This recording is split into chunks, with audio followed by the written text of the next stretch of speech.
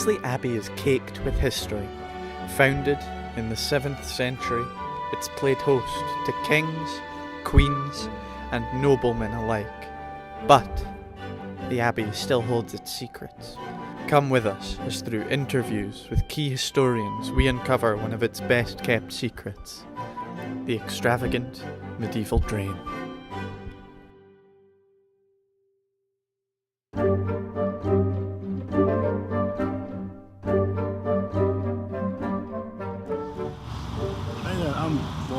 I'm the director of the archaeological work that's taking place at Paisley Abbey this week, and where we are now on the grounds of the Abbey is we're on top of what was the medieval drain, which was this large drain that runs for about 90 metres anyway, and it's quite a really ornate, well built, arched and rounded arched tunnel that runs right across this piece of the grass. And what we're trying to do is find the buildings that were associated with the Abbey and the drain when the Abbey was in its main period of use in the 14th or 15th century.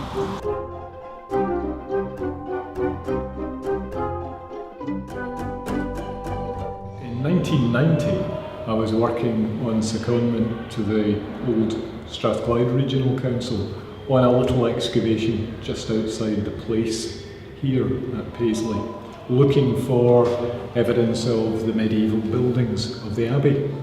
And while we were working there, members of the public would come along and ask what we were doing, so we'd explain.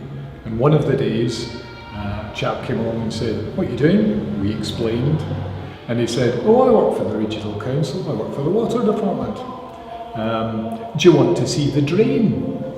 And working next to an abbey, I immediately thought, oh, he means the Abbey Drain. Nobody knows about the Abbey Drain. We know about Abbey Drains from the border abbeys, Melrose, places like that.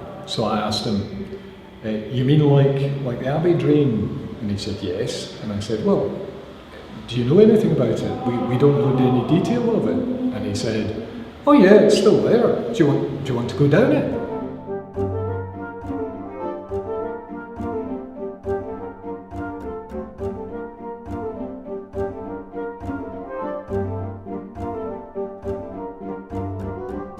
Well, I believe there's a drain somewhere. I said, no, it's across there in the grass. You know where it is? He said, yeah, I know where it is. So it really took off from there. So he took us over to a piece of turf. Underneath was a manhole, which he'd helped put in as an apprentice, which led us down into a tunnel.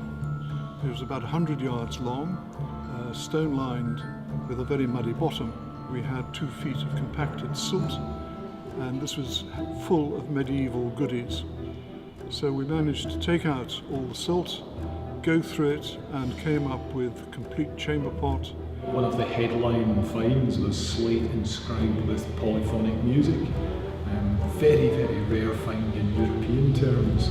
We found cloth seals which had been attached to bales of cloth which had come from Europe. We found seeds of dyes, medicinal plants, food. So we managed to build up a huge picture of how the monastery worked. So the links of European trade in the Middle Ages were leaping out in little pieces of metalwork or pottery from the drain. It was fascinating, and all because of just a lucky chance meeting.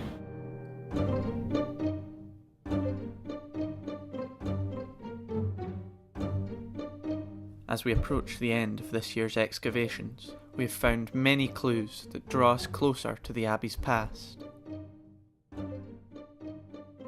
And yet, there is still so much left to discover.